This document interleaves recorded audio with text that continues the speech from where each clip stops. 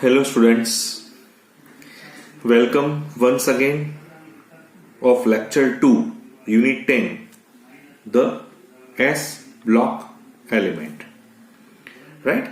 So in last lecture we start this unit with a certain introductory portions and the occurrence and the abundance in a general manner.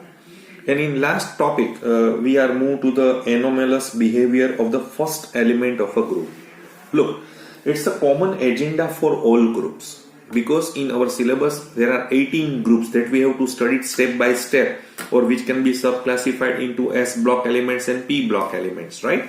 So out of these 18 groups, so all 18 groups, the first element of this group, they are differ considerably from the rest of the elements of the same group, right? So what are the why this anomalous behavior is due to what? So first point is a small atomic and ionic radius, यानी उसका जो atomic, जैसे मैंने हम पढ़ेंगे alkali में, तो lithium, sodium, potassium, rubidium, caesium, francium में लिथियम का एटॉमिक साइज और उसका आयोनिक रेडियस बिल्कुल कम है. तो this is the one of the reason.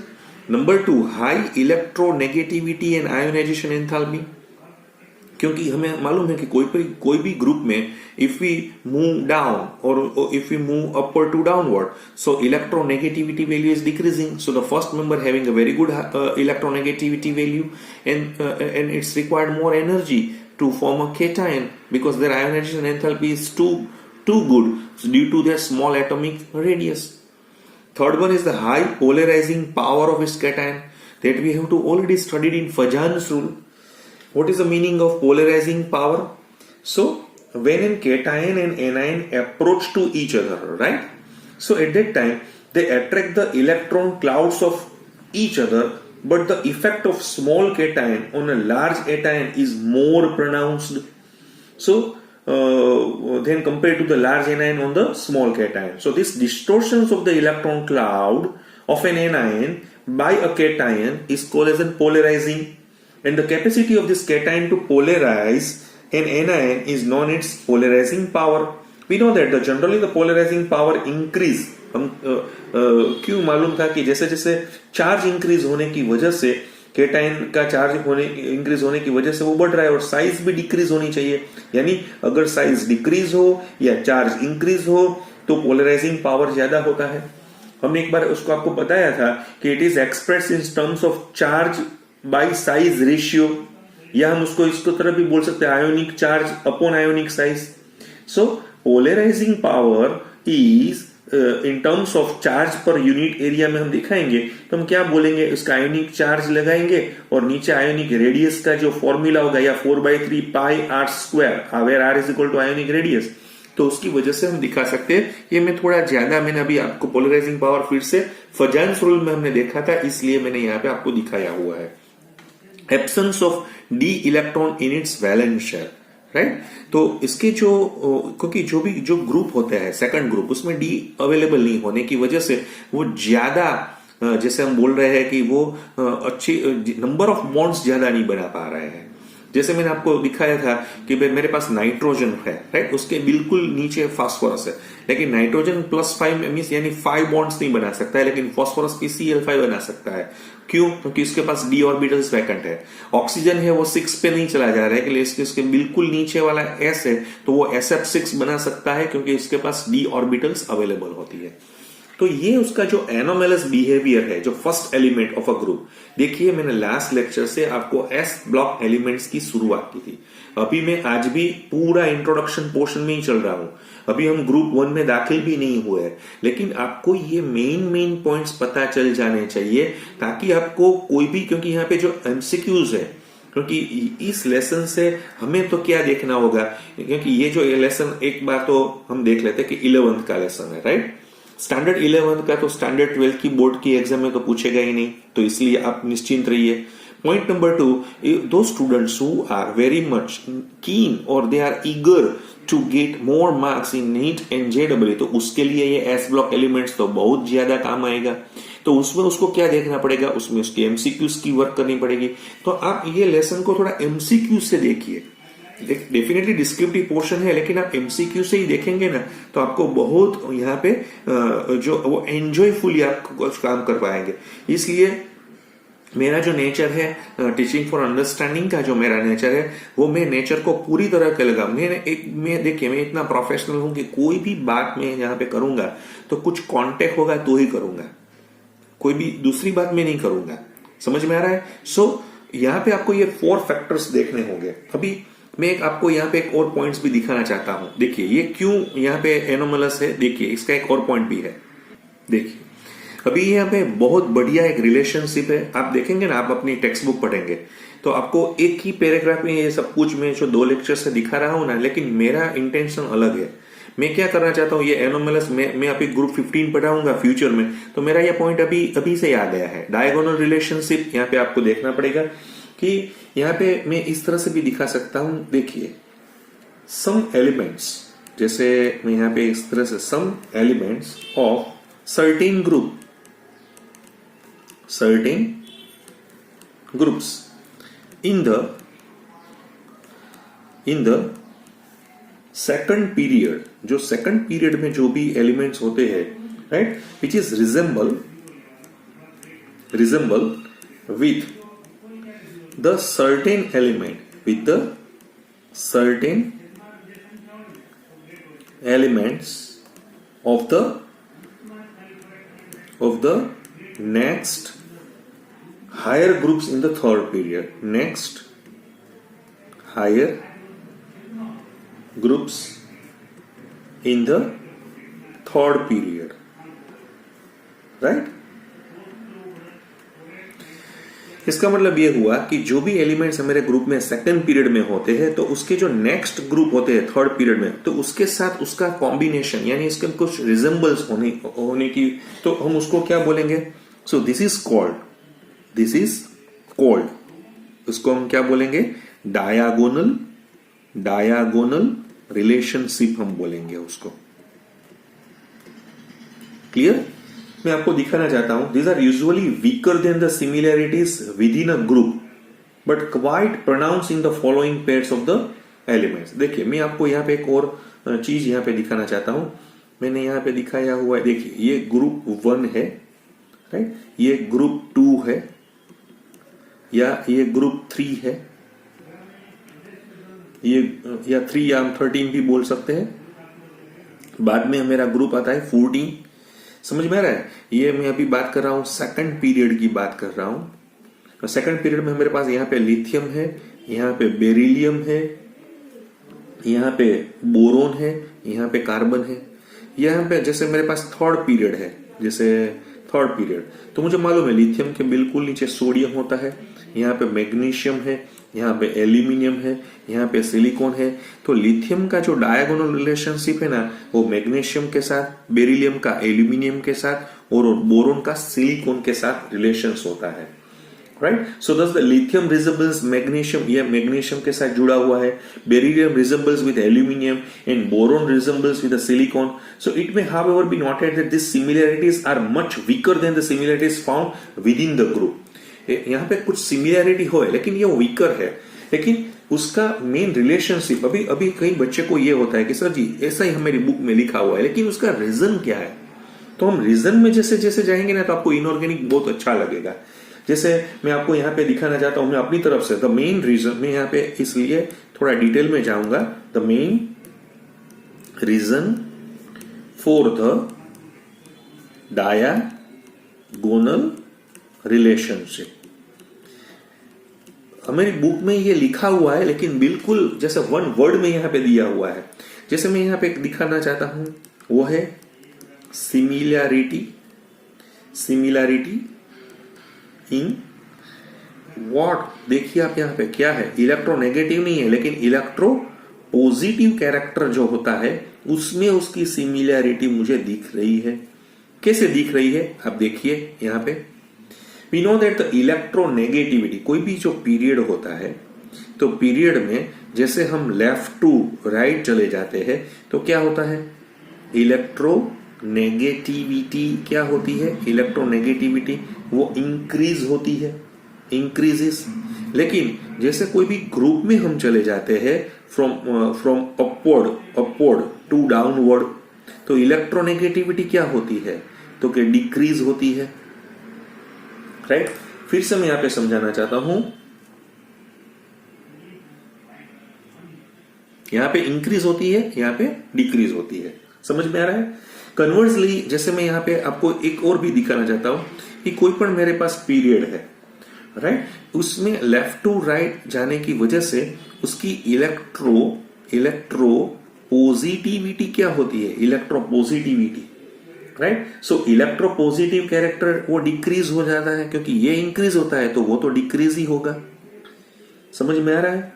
और जैसे मैं कोई ग्रुप में चला जाता हूं, तो ग्रुप में जैसे मैं अपवर्ड टू डाउनवर्ड पोजीशन में चला जाता हूं, तो इलेक्ट्रो पॉजिटिविटी क्या होती है, वो इंक्रीजेस होती है, समझ में आ रहा है आपको। सो एविडेंटली ऑन रिमूविंग डायगोनल, तो अभी मैंने क्या हुआ, यहां से यहां गया, इसलिए यहां से इस देखिए यहां पे मैं इस तरह गया, तो इलेक्ट्रो पॉजिटिव कैरेक्टर क्या हुआ, इलेक्ट्रो पॉजिटिव कैरेक्टर डाउन हो गया।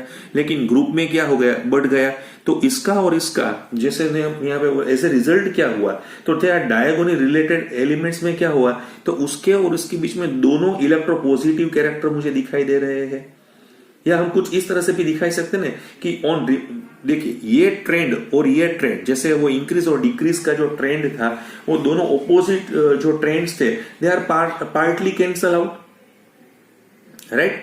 मैं यहाँ पे यही दिखाना चाहता हूं, मैं इस तरह से भी दिखाना चाहता हूं कि डायगोनली जो भी मेरे पास दो ऑपोजिट ट्रेंड्स थे वो निकल गए ना, क्योंकि इलेक्ट्रोनेगेटिविटी इंक्रीज डिक्रीज, हाँ, तो इसका क्या हुआ, इस तरफ गए तो क्या हुआ, इलेक्ट्रोनेगेटिविटी इंक्रीज हो गई, फिर नीचे क्या हो गई, डिक्रीज हो गई, यहाँ पे क्या हो गई थी, डिक्रीज, फिर यहाँ पे क्या हो गई, इंक्रीज। तो इसका जो ट्रेंड था वो ऑपोजिट ट्रेंड वो निकल गया है, समझ में आ रहा है। So as a result diagonal related elements have a similar electropositive characteristics, यानी ये दोनों की इलेक्ट्रोपॉजिटिव कैरेक्टरिस्टिक्स क्या होगी, सेम होगी, तो इसकी प्रॉपर्टीज भी क्या होगी, सेम होगी।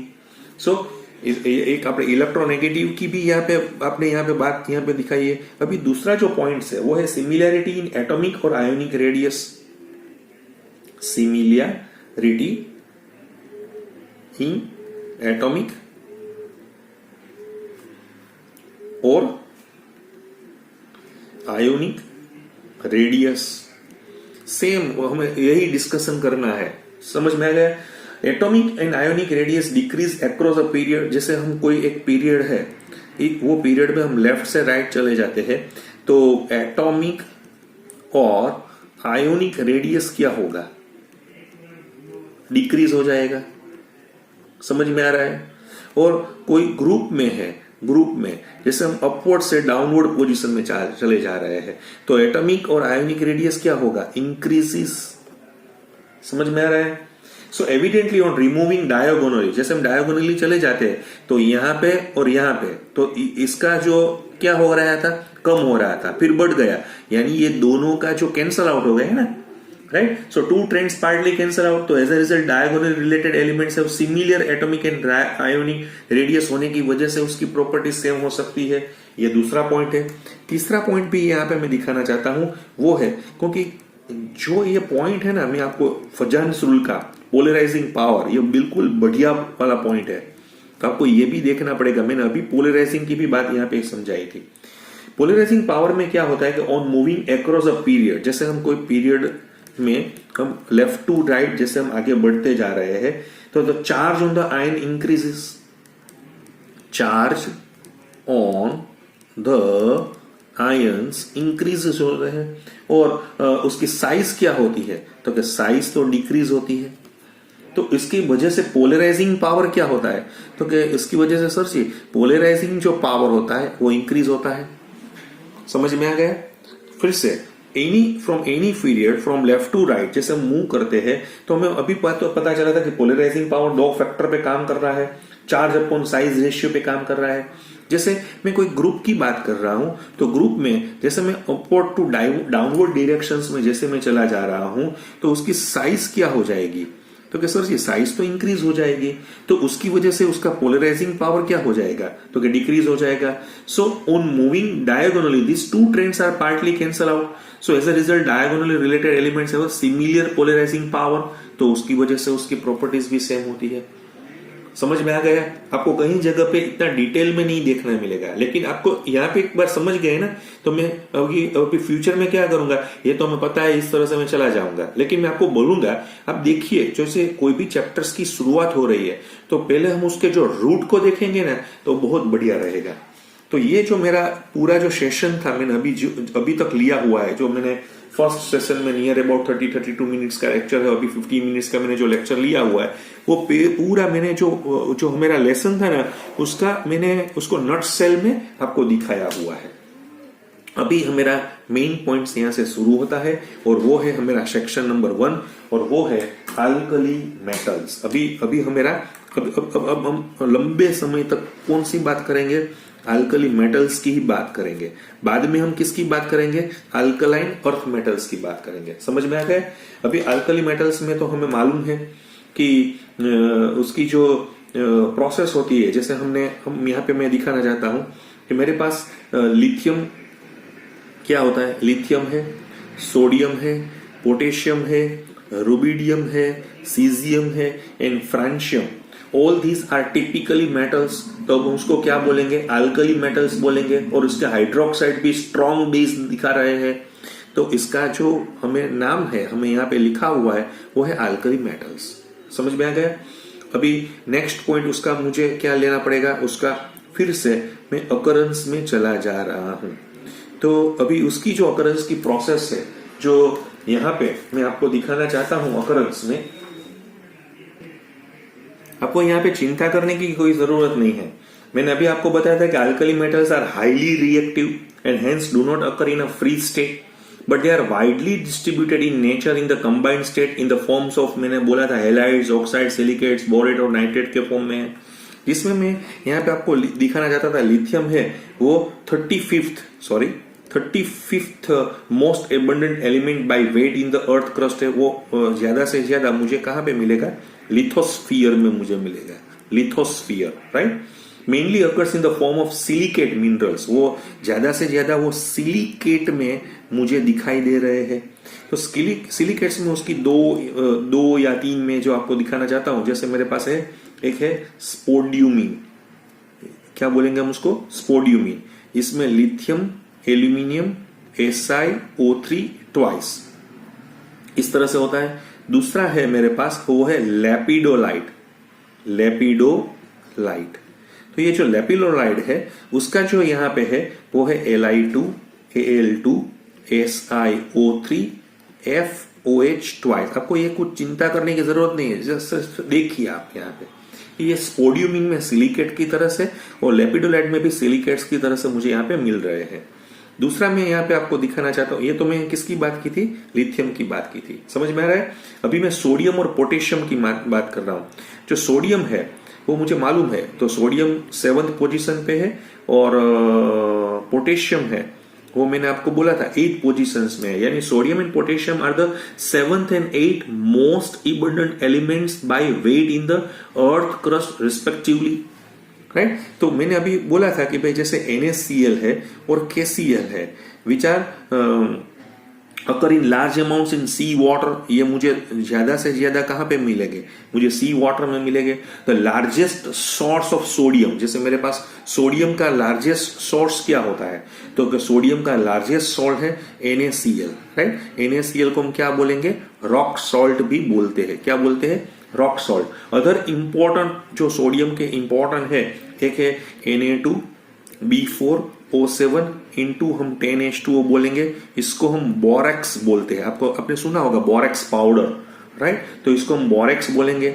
जैसे मैंने आपको यहाँ पे दिया हुआ है Na2CO3 और NaHCO3 का भी कॉम्बिनेशन होता है, ये दोनों कार्बोनेट और बाइकार्बोनेट इंटू 2H2O, तो हम उसको बोलेंगे ट्रोना। जैसे मेरे पास NaNO3 है, जिसको हम बोलेंगे चिली सॉल्ट पीटर। क्या बोलेंगे, Chile saltpetre. Sodium sulphate है मेरे पास, जैसे मैंने आपको दिखाया है Na2SO4 है, तो सोडियम सल्फेट को हम क्या बोलेंगे, सोडियम सल्फेट होता है वो, उसको इसकी जो और होती है तो उसको हम मिराबिलाइट बोल देंगे। तो ये मैंने सोडियम की बात की थी। इस तरह से पोटेशियम भी KCl यानी सल्फेट से, मिक्सचर ऑफ KCl NaCl से, या डबल सॉल्ट में भी कार्नेलाइट में मुझे मिलता है, या फेल्डस्पार में भी मुझे पोटेशियम मिल सकता है। तो ये जो मैंने अभी आपको दिखाया था वो उसका अकरेंस के बारे में मैंने बात यहाँ पे दिखाई है। सो अभी जो हमारा नेक्स्ट पोर्शन है वो है इलेक्ट्रॉनिक कॉन्फ़िगरेशन। हमने पहले भी बोला था कि alkali metals are the s block elements. So because last electron is enter into the s orbital, so there contains only one s orbital outside the noble gas core, तो हम उसको इस तरह से भी लिख सकते हैं, noble gas NH1 where n is equal to 227, where n is equal to shell, right? So all these elements have a similar valence shell or outer electronic configuration. So they have a जिसकी जो outer electronic configuration same होती है तो ज्यादा से ज्यादा क्या होता है, उसके सिमिलर फिजिकल और केमिकल प्रॉपर्टीज होती है।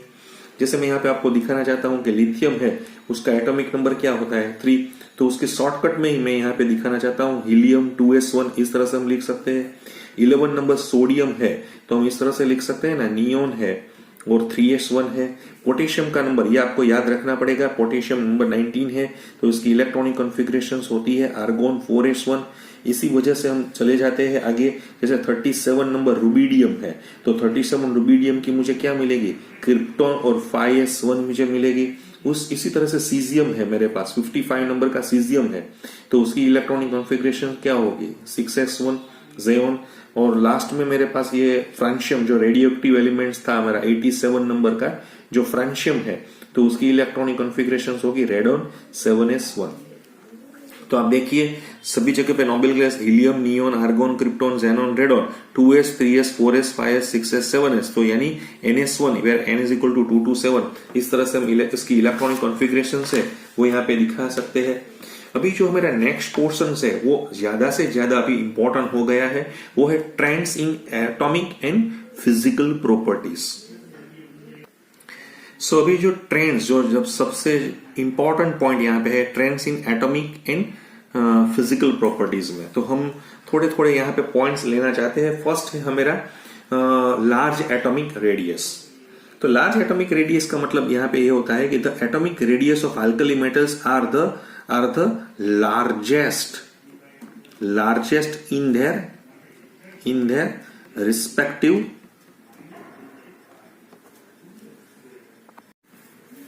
So in this large atomic radius, which is largest in their respective periods, right? Largest in their respective periods. It means that its increase will travel down group from lithium to cesium. So what is the reason behind that? So we all know that this is due to the reason that the atomic number, if the atomic number is increasing, so the number of energy shells yani n is also increasing, number of cells is increasing by one which each succeeding elements. So as a result the screening effect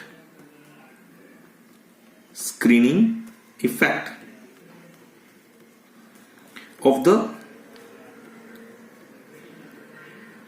inner shells on the valence electron, on the valence s electrons increases. So the electron cloud tends to expand, right? So यहाँ पे क्या हो रहा है देखिए आप, जैसे जैसे आप लिथियम से सीजियम चले जाएंगे तो एटॉमिक नंबर बढ़ता जाएगा। जैसे मैंने अभी बोला 3, 11, 19, 37, 55, 87, उससे उसका जो शेल है, जैसे हमने दिखा था 2s में से 3s में से 4s, यानी उसका जो बाहरी शेल है वो ज्यादा बढ़ेगा। फिर इनर, तो यहाँ पे हीलियम, नियोन, आर्गोन की जो इनर्ट गैस कॉन्फ़िगरेशंस होने की वजह से उसकी जो स्क्रीनिंग इफेक्ट है वो इनर सेल्स की वैलेंस इलेक्ट्रॉन पे काफी बढ़ती जाएगी। तो उसका मतलब ये हुआ कि उसका एटॉमिक रेडियस क्या हो रहा है। दूसरी भाषा में हम इस तरह से भी बोल सकते हैं, the distance between the nucleus and the last shell वो इंक्रीज होने की वजह से एटॉमिक रेडियस, एटॉमिक नंबर बढ़ने की वजह से इंक्रीज हो रहे हैं।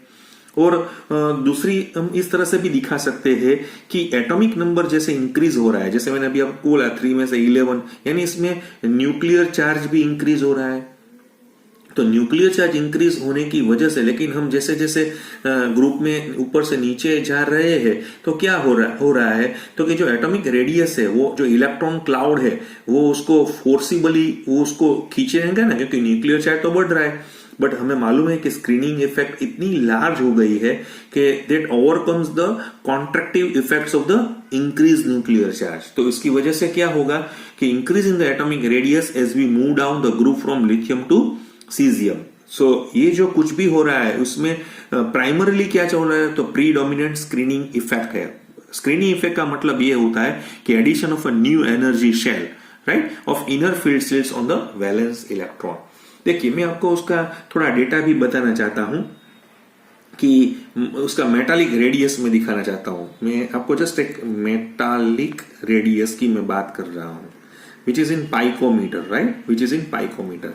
तो ये 152 है, फिर ये 186 है, ये 227 में चला गया है, ये 248 है, 265 है और 375 है। मैं किसकी बात कर रहा हूं, यहाँ पे लिथियम है, सोडियम है, पोटेशियम है, रुबिडियम है, सीजियम है, फ्रांसियम है। आपको ये डेटा याद रखने की जरूरत नहीं है, लेकिन उसका ट्रेंड देखने के लिए मैंने यहाँ पे आपको पूरा समझाया हुआ है। दूसरा मैं यहाँ पे ये दिखाना चाहता था, दूसरा जो फैक्टर्स है वो है लार्ज आयोनिक रेडियस। तो उसका तो यही होगा, the ionic radius of the cations. फिर से मैं यहाँ पे क्या बोल रहा हूं, the ionic radius of the cations formed by them are smaller in size than the corresponding atoms। corresponding जो हमारे एटम्स है, राइट, तो उससे वो स्मॉल होते हैं। जैसे एटॉमिक रेडियस है तो largest in the respective period, यानी इस जो ग्रुप के होते हैं वो लार्जेस्ट ही होते हैं। क्यों होते हैं, तो कि जैसे s इलेक्ट्रॉन्स उसका चला जाता है अल्कली मेटल्स में से, तो वो मोनोवेलेंट केटाइन हो जाएंगे। जैसे मैंने अभी बोला लिथियम है तो वो लिथियम +1 में चले जाएंगे, जैसे सोडियम है तो वो सोडियम +1 में चले जाएंगे। सेम वे पोटेशियम है which is converted into potassium +1, caesium है तो वो भी सीजियम +1 में चला जाएगा। रुबिडियम है, रुबिडियम तो रुबिडियम +1 में चला जाएगा। आपको समझ में आ रहा है, पोटेशियम पहले रुबिडियम आएगा बाद में सीजियम आएगा। फ्रांशियम है तो वो भी इस तरह से चला जाएगा, तो वो मोनोवेलेंट केटाइन फॉर्मेशन हो जाएगा। So they have one shell less than the corresponding metal atom। और फिर loss of one electron, the effective nuclear charge is also increasing, क्योंकि अभी 3 इलेक्ट्रॉन को 3 प्रोटॉन्स खींच रहे थे, लेकिन अभी 3 प्रोटॉन 2 इलेक्ट्रॉन को ही खींचेंगे।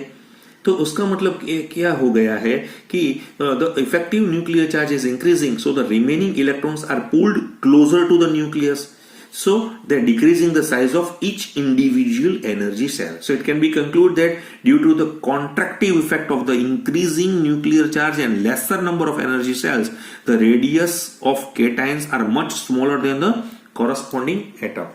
और ट्रेंड क्या होगा, जैसे जैसे we move down from the group from lithium to caesium, primarily due to the addition of a new energy shell होने की वजह से वो बढ़ते जा रहे हैं। मैं आपको दिखाना चाहता हूं कि आयोनिक रेडियस में यहाँ पे आपको दिखाऊंगा, जैसे इसका आयोनिक रेडियस है 76 पाइकोमीटर है, इसका 102 पाइकोमीटर है, इसका 138 पाइकोमीटर है। सीजियम का मैं पहले यहाँ पे लिया हुआ है, लेकिन आपको ये जो ऑर्डर है वो आपको दिखाना इस तरीके से होगा। और फ्रांसियम जैसे रुबिडियम का मुझे नियर अबाउट है, आई थिंक सो 152 है, 152 है। और फ्रांसियम का 180 है, फ्रांसियम का 180 है। ये Fr+1 की बात मैं यहाँ पे किया था, समझ में आ रहा है। तो देखिए 76 में से ये बढ़ता हुआ 102 से बढ़ता हुआ 138 से बढ़ता हुआ 152 से बढ़ता हुआ 167, राइट, और 180 तक चला गया है। अब फिर यहाँ पे भी कंपेयर कीजिए, ये 152 में से 76 क्यों हो गया है, तो यही तो मैंने रीजन समझाया था कि कोई भी एटॉमिक रेडियस से उसके जो कैटाइन की रेडियस है वो कम हो जा रही है। समझ में आ रहा है। सोडियम 186 में से 102 में चला गया है, 227 में से 138 में चला गया है, 248 में से 152 है, 265 से 167 है, और फ्रांसियम का मैंने क्या 375 में से 180 चला गया है। सो ये ट्रेंड आपको यहाँ पे कुछ इस तरह से यहाँ पे दिखाई दे रहा है। तीसरा भी एक ट्रेंड हम यहाँ पे देखेंगे, ये सभी आपने वो जो चैप्टर नंबर 3 में आपने पढ़ा ही हुआ है, लेकिन मैं यहाँ अपनी तरह से थोड़ा अपना दृष्टिकोण से मैं आपके साथ यहाँ पे एनालिसिस कर रहा हूं। देखिए यहाँ पे जो दूसरा है मैंने दिखाया है वो है लो आयोनाइजेशन एंथैल्पीज, यानी इसकी जो आयोनाइजेशन एंथैल्पी है वो बिल्कुल लो हो रही है, right, lowest as compare to the elements in the other group. Once again, the ionization enthalpy of the alkali metals are lowest as compared to the elements in the other group. क्या है उसका reason क्या होगा? तो इसका reason यही है कि नोबेल गैस स्कोर का जैसे सील्ड बन जाता है, तो the lone s electrons in the valence shell from the direct attractions of the positive charge on the atomic nucleus, तो valence s electron loosely held by the nucleus so can be easily knocked off by supplying only a small amount of energy. यानी हम थोड़ी ही energy, क्योंकि inert gas से बाहर screening effect की वजह से जो बाहरी इलेक्ट्रॉन है, जो जैसे हमने देखा था यहाँ पे 2s का, तो जो 2s का जो इलेक्ट्रॉन है वो पूरी तरह से खिंचाव में नहीं है, तो मैं थोड़ी एनर्जी यहाँ पे लगाऊंगा तो वो निकल जाएगा।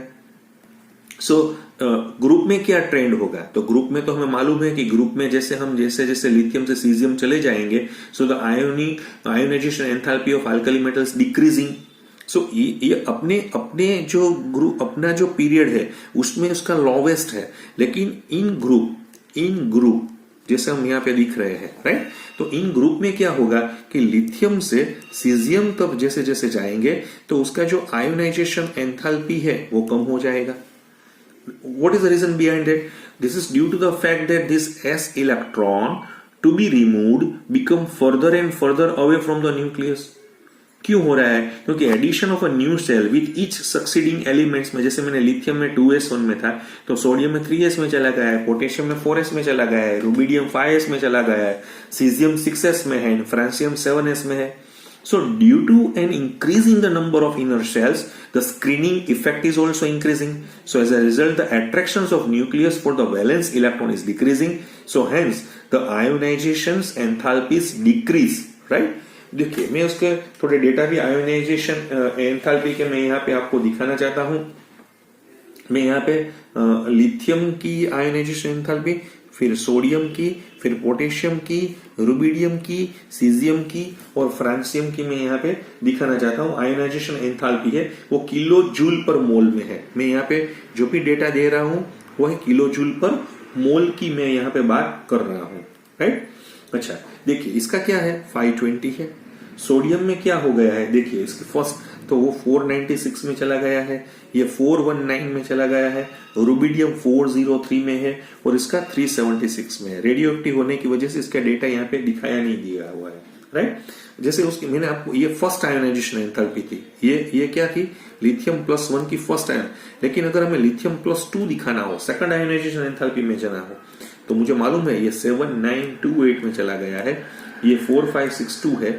आप देखिए ये 3051 है, ये 2633 है और यहाँ पे 2230, ये जो सभी डेटा है वो आपकी बुक में दिए हुए हैं। तो यहाँ पे आपको ट्रेंड दिखाई देगा कि लोअर आयोनाइजेशन एंथैल्पी क्यों है, तो उसका ट्रेंड हम यहाँ पे देख सकते हैं। तो ये जो था वो लो आयोनाइजेशन एंथैल्पी के बारे में हमने यहाँ पे बात की थी। अभी जो फोर्थ पॉइंट है हमारा वो है हाइड्रेशन एंथैल्पी। क्या है हाइड्रेशन एंथैल्पी? वो हम नेक्स्ट लेक्चर में आपके साथ हाइड्रेशन एंथैल्पी की बात करेंगे। ओके, तो यहीं पे हम आज रुकेंगे। कोई भी डाउट हो तो मुझे पूछिए। फाइन।